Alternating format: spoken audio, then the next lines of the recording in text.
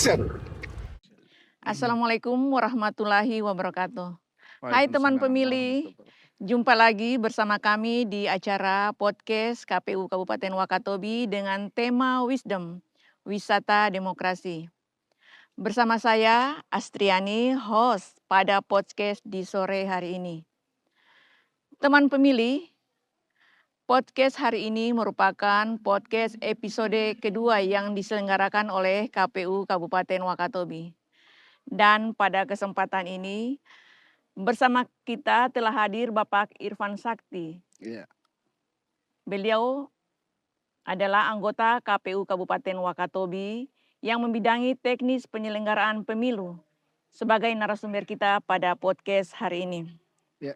Selamat sore, apa kabar Pak Kadif? Sore juga Ibu. Alhamdulillah kabar baik.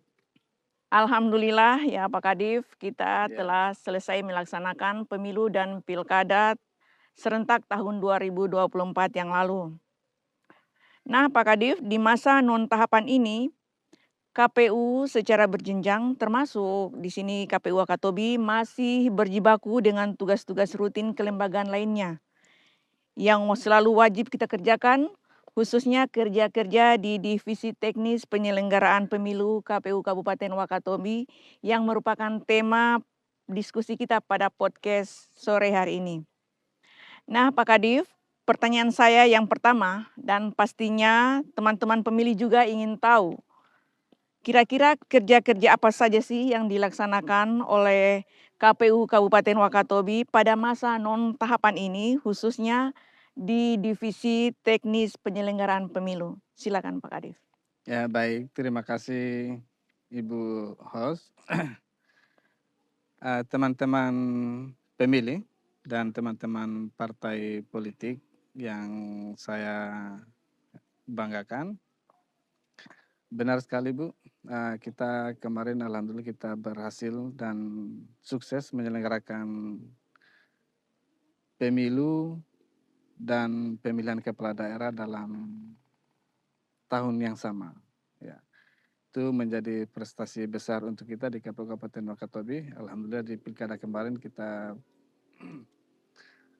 pemilihan berjalan lancar dan kita juga mendapat penghargaan yang baik ya di tingkat nasional ya. Betul sekali Bu, kita di KPU Kabupaten Wakatobi saat ini khususnya di kedivisian tenis tidak berbeda dengan divisi-divisi yang lain. Kita juga punya kegiatan besar yang dimana itu telah teragendakan atau telah direncanakan mulai dari KPU RI, KPU Provinsi, sampai dengan kita di KPU Kabupaten Kota. Di antaranya itu adalah penataan daerah pemilihan, ada kegiatan proses penggantian antara waktu jika itu ada. Terus kemudian kebetulan hari ini di bulan Juni ini itu masuk pada tahapan pemutahiran data partai politik. Ya. Pemutahiran data partai politik ini penting untuk dilakukan oleh partai politik itu sendiri karena pemutahiran data partai politik ini sebenarnya bisa menjamin kevalidan data atau keanggotaan partai politik itu sendiri. Kedua, ini memudahkan partai politik itu sendiri ketika memasuki tahapan pendaftaran partai politik di pemilu berikutnya. Ya. Dari penjelasan Bapak itu, saya fokus pada agenda yang sudah sangat mepet yang akan dilaksanakan dalam waktu dekat itu adalah pemutakhiran data partai politik. Ya, benar sekali Ya. Bu. Yang jadi pertanyaan saya ataupun mungkin mewakili juga teman-teman pemilih, Ya. apa sih pemutakhiran data partai politik tersebut? Ya, pemutahiran data partai politik itu adalah suatu kegiatan yang dilakukan oleh partai politik itu sendiri, yang dimana kegiatan itu mencakup terhadap pembaruan atau perubahan atau penyesuaian data partai politik itu sendiri, baik keterwakilan perempuannya keanggotaannya ataupun keberadaan domisili kantor tetap partai politik itu, khususnya di kita di tingkat Kabupaten Wakatobi. Ya. Tadi di awal itu dinyatakan bahwa dimulai bulan Juni ini ya, 2026 pemutakhiran data partai politik. Jadi untuk jelasnya kapan jadwalnya pelaksanaan pemutakhiran data partai politik tersebut dan bagaimana prosesnya? Oh ya, baik. Sebelum saya sampaikan kapan pemutahiran data Jadwal partai politik itu jadwal lengkapnya. dilaksanakan, sebelumnya saya mau sampaikan kepada partai politik terkait kewajiban partai politik itu melakukan pemutakhiran data atau memelihara data partai politik itu sendiri. Yang dimana mengatur ketentuan partai politik untuk melakukan pemutakhiran data partai politik ini, itu dilakukan pasca tahapan, setelah tahapan pemilu itu selesai. Ya, makanya itu kita sebut dengan pemutaran data partai politik berkelanjutan. Ya. Di samping itu juga ada kewajiban partai politik yang mengharuskan partai politik itu berdasarkan undang-undang tersendiri yang mengatur tentang partai politik itu di Undang-Undang Nomor 2 tahun 2011, di mana di pasal 32 itu partai politik itu wajib memelihara anggotanya. Ya, inilah kenapa kita di PKPU kita itu ada namanya data pemutakhiran data partai politik berkelanjutan. Ya, penyampaiannya itu disampaikan secara berkala, dan kedua adalah ketika partai politik itu sendiri, keinginan dari partai politik sendiri ingin memperbarui data partai politiknya. Ya. Proses penyampaiannya seperti yang saya jelaskan sebelumnya ya Bu ya, bahwa itu dilakukan berdasarkan ketentuan kita di PKPU 4 tahun 2022, sebagaimana telah diubah di PKPU 11 tahun 2022 ini, bahwa pemutakhiran data partai politik itu dilakukan pada semester 1 dan semester 2. Kalau kita melihat di semester 1 ini, maka bulan ini itu adalah masuk pada tahapan pemutahiran data partai politik itu.